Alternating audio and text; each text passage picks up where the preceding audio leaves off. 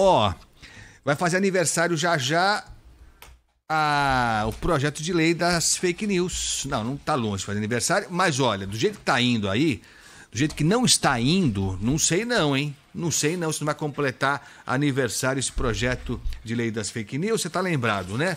Um projeto que estava para ser apresentado e votado na semana passada, tudo indicava que seria votado e parecia que estava se encaminhando para aprovação. Só que não.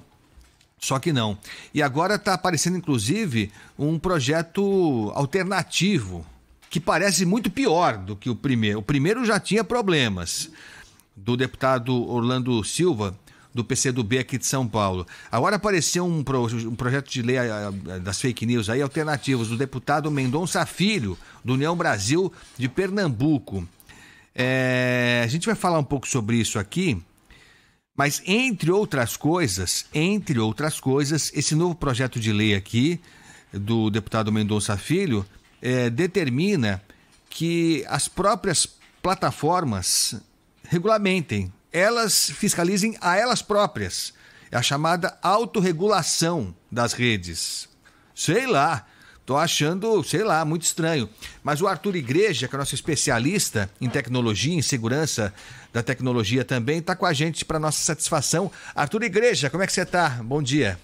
Bom dia, tudo ótimo contigo? Tudo bem também, graças a Deus, felizmente. Tô bem. Hã? Tá tudo bem? Ah, não, você não falou nada. Beleza, então. Então vamos em frente aqui. Ô Arthur, diz uma coisa pra mim. Antes de começar a falar desse novo projeto aqui, e do antigo também, sei lá, o que você achou da postura do Google, que foi alvo de tantas críticas e tal, que na caixinha de busca lá colocou um link dizendo que o projeto de lei podia causar mais estragos, causar mais confusão do que esclarecer dúvidas e punir notícias falsas. O que você achou dessa postura agressiva, digamos, do Google?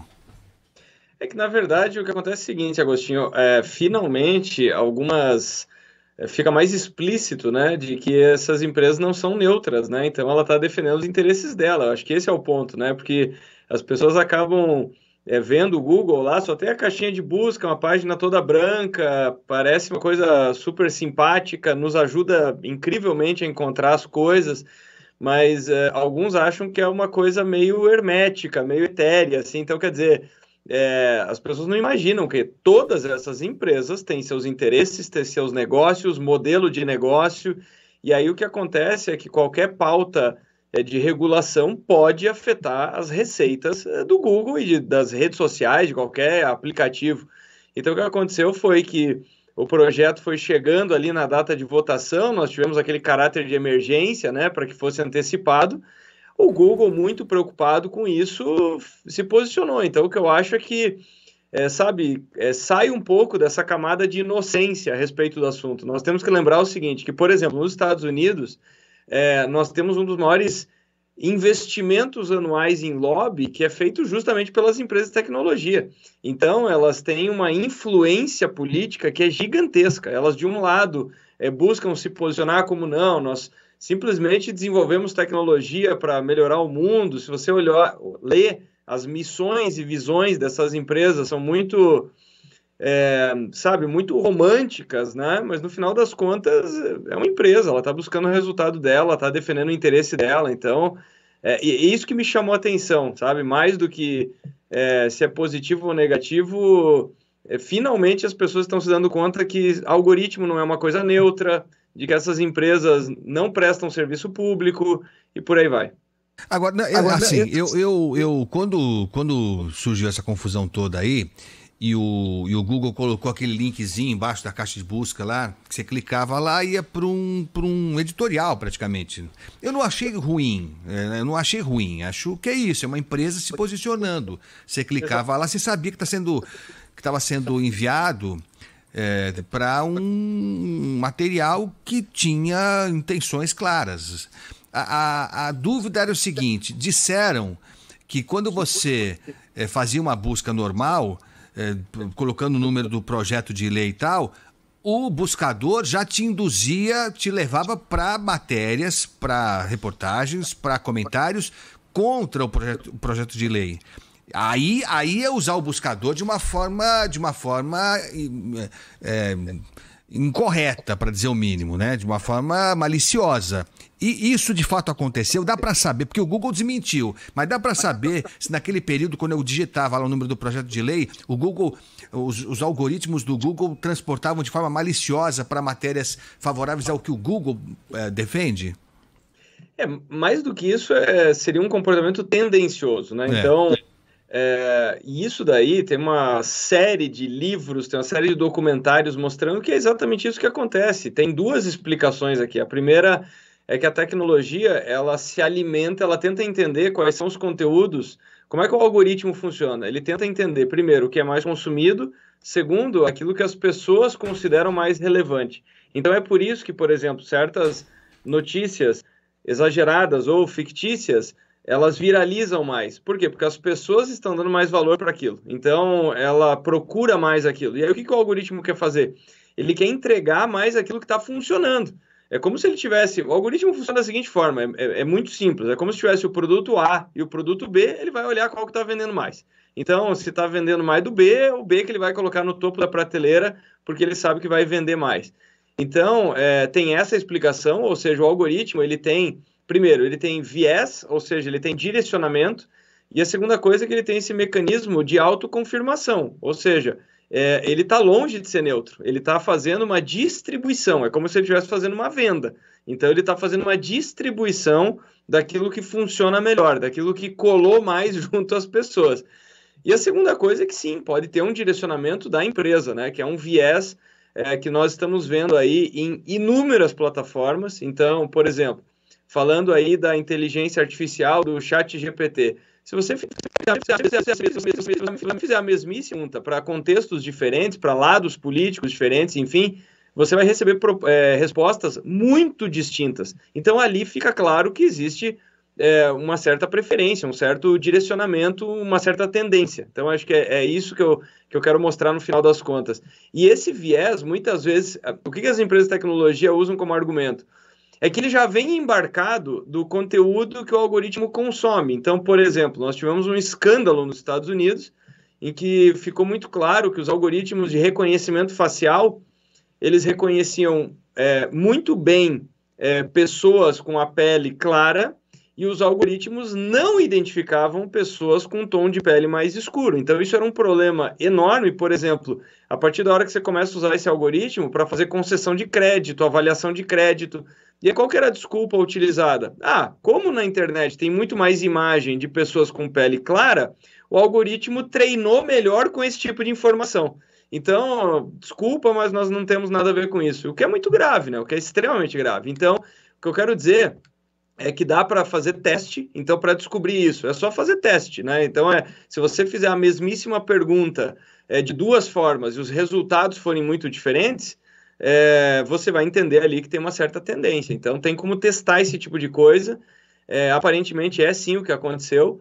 E aí, tem essas duas possibilidades. A possibilidade de que simplesmente é o algoritmo que foi a informação que ele encontrou, ou alguém foi lá e calibrou, entendeu? Alguém foi lá e falou, bom, o que nos favorece mais? O que nos favorece mais é isso aqui. Então, você vai lá e faz um ajuste fino. Mas é importante, mais uma vez, frisar, a tecnologia é qualquer coisa menos neutra. Então, nós temos que parar de ter essa visão de que tecnologia, ela funciona por conta própria, ela toma as decisões dela. Não, tecnologia é construída por pessoas. E pessoas tomam decisões de como é que a tecnologia vai se comportar.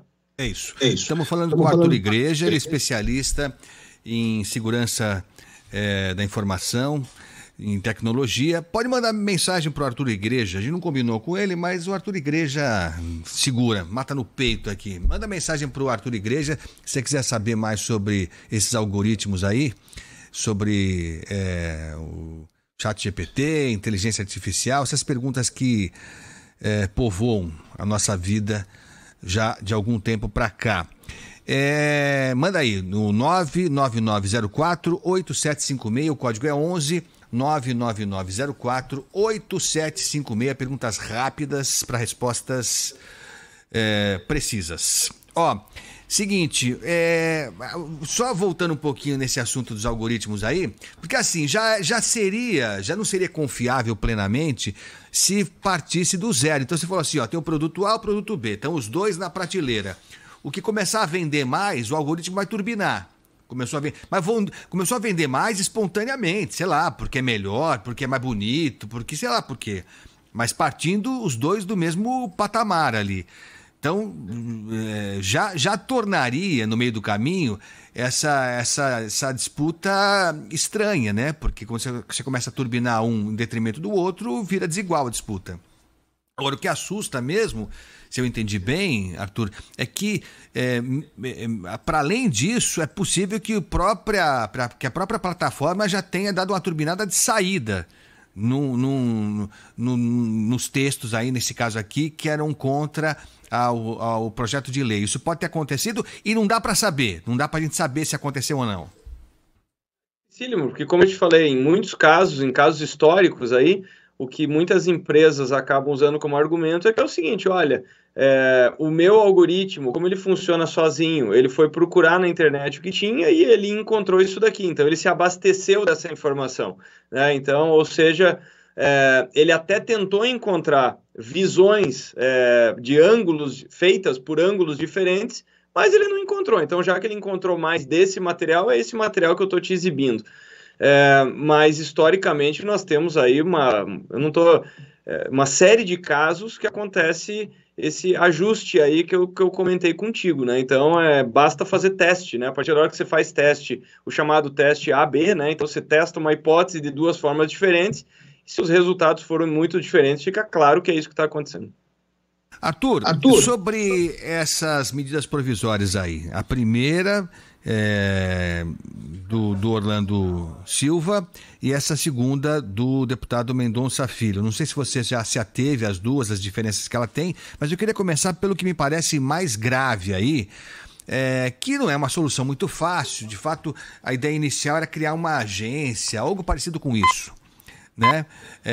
Que pudesse ser a palavra final. Então você teria a lei aprovada, dizendo o que é fake news e o que não é, basicamente isso, e aí você teria uma agência reguladora, sei lá, alguma coisa assim, que para muita gente seria uma temeridade, porque você entrega para o executivo, para o poder executivo de plantão, para o governo de plantão, esse poder enorme de decidir, olha, isso aqui pode, isso aqui não pode. Mas também não sei como é que a gente faria isso sem ter alguém que dê a última palavra. Você precisa ter alguém, me parece isso, né? Você tem que ter alguém que bata o martelo para dizer, olha, isso não pode, tem que tirar. Mas aí não passou, o pessoal não gostou muito dessa história dessa agência reguladora, desse órgão externo, e aí ficou nada, por enquanto não tem alternativa. Se falou até na Anatel como sendo talvez essa figura que entraria aí no meio, não sei, me parece estranho. E agora, mais estranho que tudo, estão falando em algo, autorregulação, quer dizer, as próprias Big Techs, as próprias plataformas é que falam, não, deixa com a gente, que a gente se regula. A gente senta aqui, todo mundo junto, e vamos fazer bem bonitinho. O que lhe parece isso tudo, Arthur? Agostinho, eu vou te falar o seguinte, eu vou falar sobre as diferenças e também sobre as similaridades nesses dois projetos de lei, tá? Tá.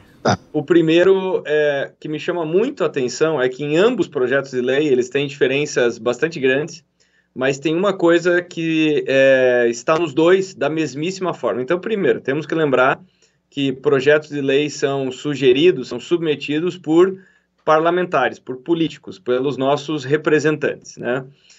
Chama muita atenção que em ambos os projetos de lei, então, apesar de eles terem visões completamente, diametralmente opostas sobre o tema, ambos colocam toda a classe política à parte disso tudo. Então, esse é o primeiro ponto que eu acho que é muito curioso, né? Ou seja, ambos têm visões diferentes sobre regulamentação, sobre regulação e tudo mais, sobre responsabilidades, multas e tudo mais, mas o fato é que para os políticos eles estão fora disso, ou seja, qualquer representação política ou feita por políticos, eles não respondem por seja lá o que passar em qualquer um desses projetos de lei. Então é interessante ver esse primeiro ponto. Segundo ponto, eles são muito diferentes, mas na prática grande parte disso já acontece. Então deixa eu tentar ser mais claro com o que eu quero dizer aqui.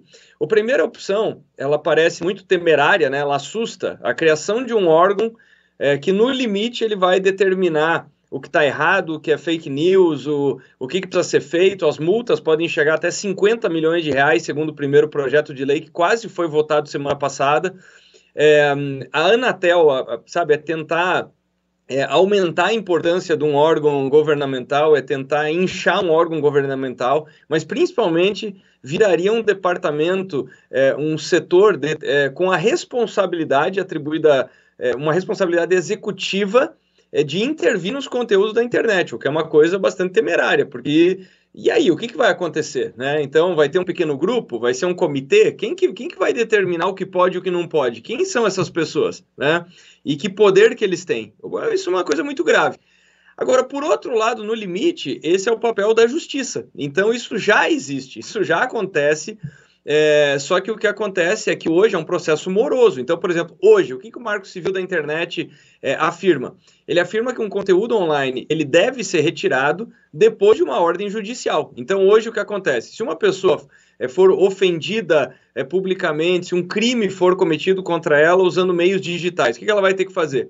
Ela vai ter que fazer uma denúncia, depois de uma investigação, vai vir uma decisão que vai falar o seguinte: plataforma, tem que tirar aquele conteúdo lá.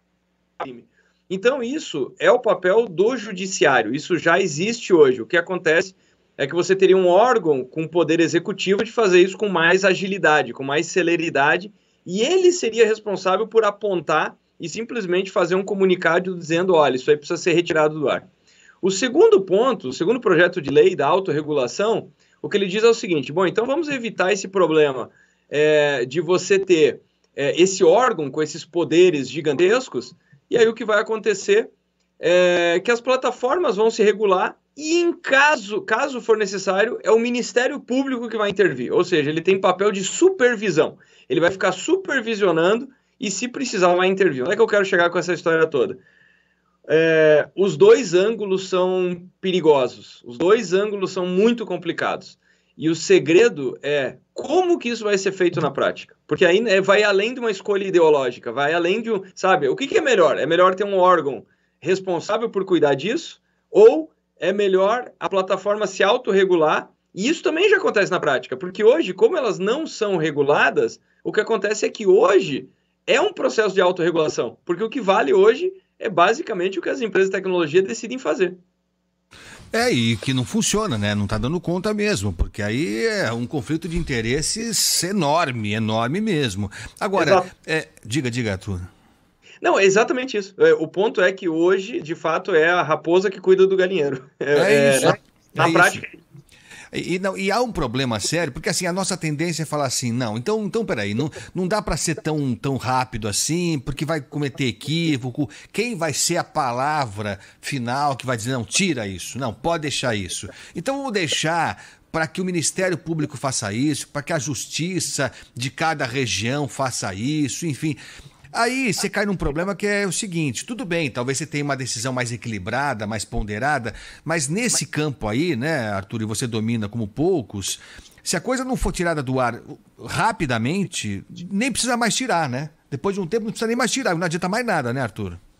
É isso, o estrago já está feito. Então o que acontece é que você praticamente não tem responsabilização, porque o que muitos defendem, muita gente está falando o seguinte: puxa vida, o Estado vai se meter em mais uma.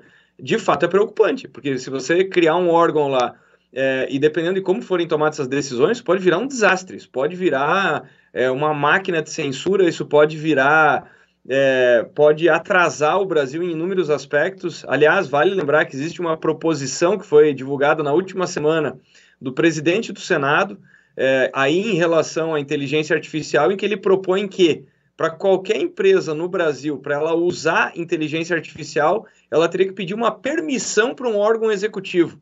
Então, quando nós estamos falando aqui, por exemplo, de uso de inteligência artificial, é tão simples quanto usar o Waze para evitar trânsito. O Waze usa toneladas de inteligência artificial. Então, imagina só que, segundo essa proposição do Rodrigo Pacheco, a ideia seria que o Waze, primeiro, teria que submeter o seu algoritmo a esse órgão executivo para conseguir uma licença de uso de inteligência artificial. Traduzindo, basicamente a reserva da lei da informática ficou vigente ali nos anos 80 e que basicamente deixou o Brasil sem informática, né? Na época ainda se usava esse termo, né? Informática. Mas, enfim, então é muito preocupante ver, por um lado, o Estado querendo se intrometer nessa, querendo criar essa estrutura para se meter nessa história. Agora, de outro lado, essa utopia de que não, deixa do jeito que está, deixa fluir, e tem um movimento muito forte na internet nessa direção, falando, não, a internet há de ser o mais livre. Sim, dentro de limites legais. Então, parece um argumento muito infantil, no final das contas, pelo seguinte: se a pessoa se desse conta do que pode acontecer com ela, com a família dela, pode acontecer algo, como você muito bem disse. A pessoa pode ter a imagem dela destruída e ela vai perceber a duras penas que até ela conseguir fazer uma denúncia, até acontecer uma investigação e até aquele conteúdo sair do ar, a imagem dela já foi destruída, aquele crime já aconteceu. Então é muito complexo. O que está acontecendo nós precisamos falar também o seguinte, né? Não é exclusivo do Brasil. Todos os países estão tentando entender esse fenômeno, tentando encontrar alguma coisa no meio do caminho. Então é um debate que não tem respostas rápidas, e as respostas rápidas são perigosas. Então o primeiro projeto de lei que quase foi votado semana passada, ele tem 90 emendas sugeridas, e aí também colocaram no meio desse caldeirão a questão de direitos autorais, remuneração por produção jornalística e tantos outros temas, ou seja, está uma salada gigantesca. Não acredito que isso vai ser, votado rapidamente, ou que essa discussão está perto do fim. Também acho isso. Eu não sei, é tanta coisa, tanta dúvida, tanta incerteza, tanto jogo de interesses também, né? Tem gente aproveitando aí para abocanhar interesses próprios aí. Tá criando um salseiro danado que eu acho que vai ficar só, deixa do jeito que tá, até a gente baixar a poeira, e que também não é a solução, né? Que também não é uma solução. Mas enfim, vamos acompanhar. O Arthur Igreja está com a gente aqui, especialista em tecnologia da informação. Chegaram perguntas, Arthur, como era de se esperar. Vamos ouvir? Vamos tentar ouvir? Vamos lá. Aqui é o Juarez do Grande. Bom dia, Arthur. Bom dia, Agostinho. Parece loucura minha, não sei, me responde. Eu estava discutindo sobre uma marca de tênis com meu filho no trânsito com o celular ligado. Celular ligado no aplicativo normal lá de trânsito. A hora que eu cheguei em casa e fui mexer na internet, só tinha informação desse tênis para mim, promoção, Instagram jogando promoção. O celular tá conseguindo ouvir o que eu tô falando ou é loucura minha? Um abraço, Ricardo de São Paulo. Ai, Ricardo, acho que estamos todos enlouquecendo. Diga aí, Arthur. Ricardo, olha só, o celular com certeza ele consegue te ouvir, até porque você conseguiu gravar esse áudio e mandar pra gente, né? Então, a diferença, na verdade, hoje é como é que você faz o input da informação. Porque, por exemplo, o que assusta é quando a pessoa falou perto do celular e aí ela viu essa propaganda. Só que o que acontece? Se você fizer uma busca de forma textual, falando, estou procurando preço de tênis, a partir dali tem os chamados cookies, né, que basicamente ele vai te rastrear pelo resto da internet e vai aparecer anúncio de tênis até dentro da geladeira, se você abrir, entendeu? Então, o que mudou, se você parar para pensar, é que nós fazíamos essa busca por texto e aí parecia que nós estávamos no controle. Mas a partir do momento que essa informação é coletada, você já deu o aceite, você concordou com tantos termos de uso que são quilométricos, que, por exemplo, você não sabe se de repente, Ricardo, o que aconteceu foi o seguinte: você usou um aplicativo, porque pode não ter sido o aplicativo de trânsito, pode não ter sido o Waze, Google Maps, ou seja lá o que for, mas tem muita gente que instala joguinho, instala aplicativos que parecem absolutamente banais, e lá nos termos de uso está dizendo, sabe o quê? Olha, eu preciso ter acesso, como eu sou um aplicativo de edição de foto e vídeo, eu preciso ter acesso à sua galeria de foto e ao seu microfone para poder editar os áudios. Só que aí esse mesmo aplicativo tem lá um termo de uso dizendo o seguinte: eu tenho acesso ao microfone não só durante o uso do aplicativo, mas 24 horas. E tem uma segunda cláusula dizendo o seguinte: nós podemos comercializar essa informação. Traduzindo, é muito fácil fazer isso hoje. Então, hoje nós estamos conversando com assistentes virtuais, a questão não é só com o smartphone. Nós temos esses dispositivos que captam informações à nossa volta o tempo todo. Só para dar a medida do que eu estou falando, nos Estados Unidos está tendo um escândalo, uma discussão gigante, porque tem uma marca daqueles robôs, aquele robô que limpa a casa, que limpa o chão da casa, e a marca que era líder de mercado foi comprada pela Amazon. E aí o pessoal falou, legal, compraram uma marca de robôs. Na verdade, o que vazou foi o seguinte, esse robô, além de ter uma série de sensores para mapear aonde ele está andando, ele tem câmera, então ele consegue registrar a casa da pessoa. E aí o que o pessoal se deu conta foi o seguinte, o que eles compraram não foi uma marca de robô, o que eles compraram foi milhões de câmeras que conseguem mapear em 3 dimensões a casa da pessoa. E aí fica muito mais fácil você saber o seguinte, olha só, ali tem um cantinho que cabe uma mesa, hein? Eu acho que aquela geladeira ali já está precisando ser trocada. Então é assim que funciona. Que barbaridade. Mas então, concretamente para o Ricardo, que eu fiquei assustado agora.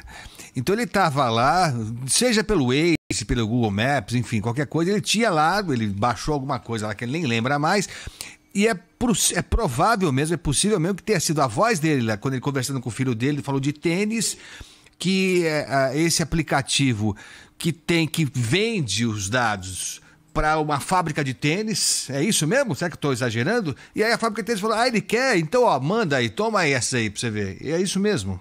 Não, e tem uma outra coisa, se o Ricardo falou sobre tênis, ou foi um aplicativo que sim, pode ter ouvido e aí começou a mandar oferta, ou o Ricardo não lembra que em algum momento ele pesquisou isso no Google e aí simplesmente está aparecendo. Ou ele estava lá na rede social, ele estava percorrendo a timeline, estava olhando lá a notícia, a foto dos amigos e tudo mais.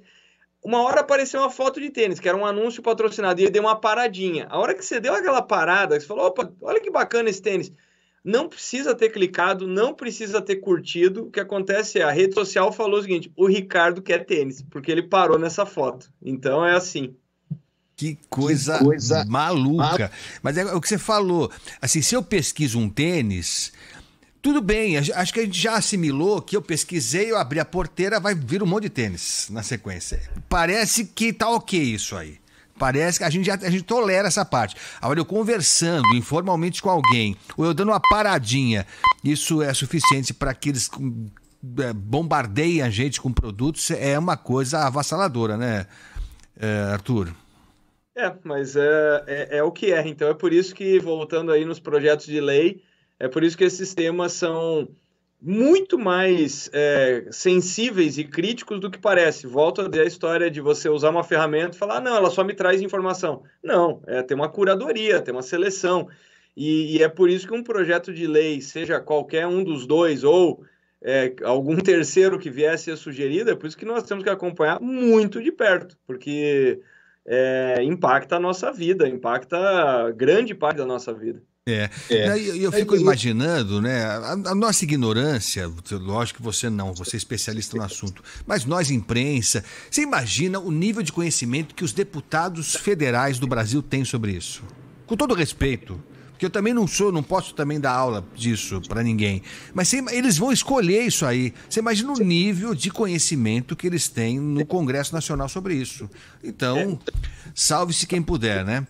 Tem mais pergunta aí, né, Ana? Vamos lá, então. Bom dia, Agostinho. Bom dia aí, Arthur. Eu queria fazer uma pergunta pro Arthur aí sobre esse chat GPT. Se é elaborada uma pergunta na qual a inteligência artificial não tem total conhecimento, né? Não tem não conhece a respeito aqui do que foi perguntado. Ela mesmo começa a se estudar e a gerar um assunto em cima daquilo, a ponto de superar o que o ser humano conhece? Excelente pergunta, excelente pergunta. O que acontece é o seguinte, que nós precisamos entender que uma ferramenta como o ChatGPT, ele é um excepcional construtor de frases. Então, o que acontece? Ele usa um modelo estatístico que ele percebe o seguinte, como é que eu construo uma boa frase a respeito desse assunto? Então, é mais ou menos o seguinte, o Agostinho estava falando aí sobre os políticos, é mais ou menos isso. Se você olhar debates, se você olhar entrevistas e tudo mais, Tem políticos que têm uma capacidade de muita articulação na resposta, e a resposta muitas vezes não quer dizer nada, ela não tem substância ali dentro. A inteligência artificial é assim também. Então, o que ela faz é o seguinte: ela consegue sim, se ela não tem informação precisa, se ela não domina aquele assunto, ainda assim ela é capaz de gerar uma frase muito convincente. Ou seja, o que se fala hoje no mundo da tecnologia é que a IA ela consegue ser convincentemente errada. Então, ela consegue criar uma frase que é uma frase muito polida, uma frase bonita, estruturada, só que ela não vai te dizer que ela não tem informação nenhuma sobre aquilo. Então, é por isso que existe uma crítica também, que é o seguinte: poxa, por que não aparece, no mínimo, olha, eu construí essa resposta baseada em 500 informações que eu encontrei. Ou eu construí essa resposta baseada em 2 informações, porque aí você poderia ter um cheiro, né, do tipo... A IA não tinha informação sobre isso e ela está blefando, né? Ela está construindo aí uma resposta. Então é isso que acontece. Ela raramente vai te dar um chat GPT da vida, vai dar uma resposta dizendo: olha, eu não tenho elementos para construir essa resposta. Ele vai te dar uma resposta. E aí é você que vai ter que filtrar se aquilo tem sentido ou se não tem sentido. Ou seja, a distância entre uma informação muito precisa e um absurdo é uma linha muito tênue nesse caso. É que nem a gente fazia nas provas, quando a gente não sabia responder, né? Prova por escrito ali, né? Não vou deixar em branco, né? Vou deixar em branco, vai ter que ganhar o meio certo, pelo menos aqui. O ChatGPT vai nessa aí também. Aliás, estou vendo uma matéria que saiu hoje na Folha de São Paulo, acho que é isso, é hoje, do tal do padrinho das inteligências artificiais, o tal do Geoffrey Hinton. Ele fala um monte de coisa, mas ele fala que os novos modelos de inteligência artificial são 1000 vezes mais inteligentes do que o ser humano médio. 1000 vezes. É um número bonito, né? Para dar manchete e tal. Mas acho que, enfim, 1000 vezes, 500 vezes, 2000 vezes também, tanto faz, né, Arthur? Tanto faz.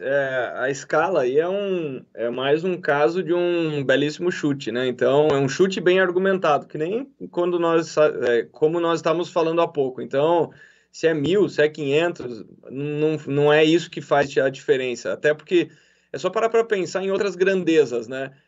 Capacidade de memorização. A nossa memorização, claro, tem pessoas que têm mais facilidade, outras têm menos e tal, mas a nossa memória é incrivelmente limitada. Os computadores, se você pegar o que um computador consegue armazenar, já faz muito tempo que isso é milhares e milhões de vezes maior. Então, chega um momento que 500 vezes mais ou 1000 vezes mais não faz a menor diferença. É isso. Arthur Igreja com a gente aqui, especialista em inteligência artificial, especialista em ChatGPT, em todo esse mundo maravilhoso aí. Tem mais pergunta, não tem? Tem mais uma, vamos lá. Aqui é o Juarez do Grajaú. Bom dia para o Agostinho e para o Arthur Igreja. Eu queria perguntar para ele por que essas inteligências artificiais que faz reconhecimento facial para você autenticar aplicativo de banco, né, instituições financeiras, que tem que tirar aquela selfie, né, você fica olhando para a câmera assim, posicionando. Aí, no meu caso, eu sou deficiente visual, a menina dos meus olhos, ela é meio esbranquiçada, ela é clara, bem clara. Esses sistemas não reconhecem de jeito nenhum, de nenhuma instituição. Quando precisa fazer reconhecimento facial, você tem que ficar olhando para a câmera, né, para ele te fotografar, sempre dá erro. Nunca reconhece nenhum aplicativo de nenhuma instituição reconhece o meu rosto, por causa que eu sou deficiente visual e eu acho que ele se posiciona ali alguma coisa no olho. Por que isso acontece?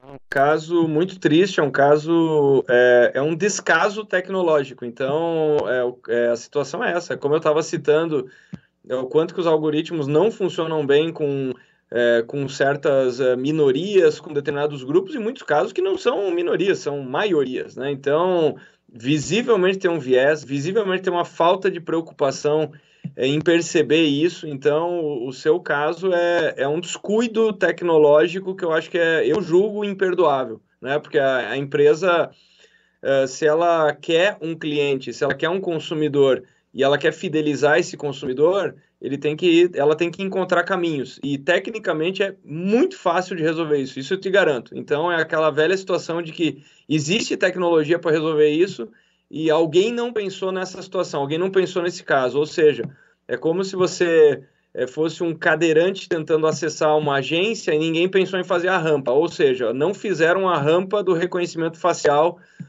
biométrico, que é uma verdadeira vergonha. Então, o caso é esse. Tecnicamente, é muito simples resolver essa questão. Falta alguém colocar isso em pauta e ir lá e resolver. Então, é por isso que, mais uma vez, a tecnologia é treinada com bases de dados. E aí as bases de dados acabam sempre representando grupos de uma forma embarcadas elas têm uma dose de preconceito que está ali na própria base de dados. Então, esse assunto, só para citar, se você pegar algumas bases que são usadas para reconhecimento facial, tem lá um índice, já citei aqui, que é gigantesco de determinados grupos étnicos, ou seja, vai funcionar melhor para um grupo que já é mais representado na internet. Então, é por isso que se fala muito em reforço de vieses e tomadas de decisão erradas do passado e que são carregadas e embutidas na tecnologia. É isso. E aí quando dizem assim, não, mas não vamos ficar à margem da tecnologia e tal, você imagina só o que é uma câmera. Agora em São Paulo estão implantando agora com umas câmeras inteligentes, tidas como inteligentes, né? Que reconhecem movimentos estranhos e tal. E tinha muito disso. Eu não sei se essa nova tecnologia já conseguiu superar isso. Mas instalaram no metrô, em algumas estações do metrô, para identificar movimentos suspeitos. Olha o medo que já dá nisso aí. E aí era isso, pegava gente negra, como regra. Então o suspeito era o negro, como regra.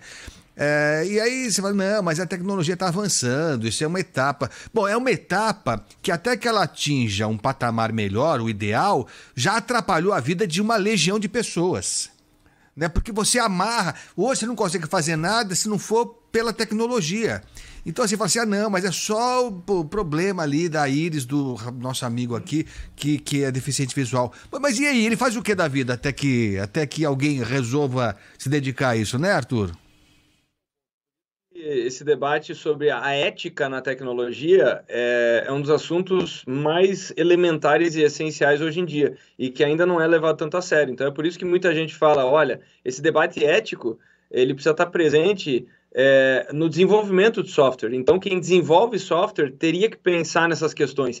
As empresas precisam levar essas questões muito a sério, porque elas passam a ter um impacto prático que é gigante. Como você falou, quem não passa por isso, não imagina, vai falar, não, isso é um problema menor porque não acontece com ela, porque não é com ela. Não é ela que tem que ficar se justificando ou procurando uma outra alternativa, é porque não acontece com ela. Então, é um assunto... E aí, mais uma vez, voltamos na autorregulação. Ou seja, o que é autorregulação? Em algum momento, essa empresa de tecnologia ela vai ter que, sei lá, escutar o nosso papo aqui e falar, puxa vida, vamos fazer algo a respeito disso. Ou você tem o outro caminho que alguém vai ter que chegar e falar, gente, tem que ter uma rampa de acesso ali em todo estabelecimento comercial que vá atender o público. Então, volta lá no nosso tema no começo dessa conversa.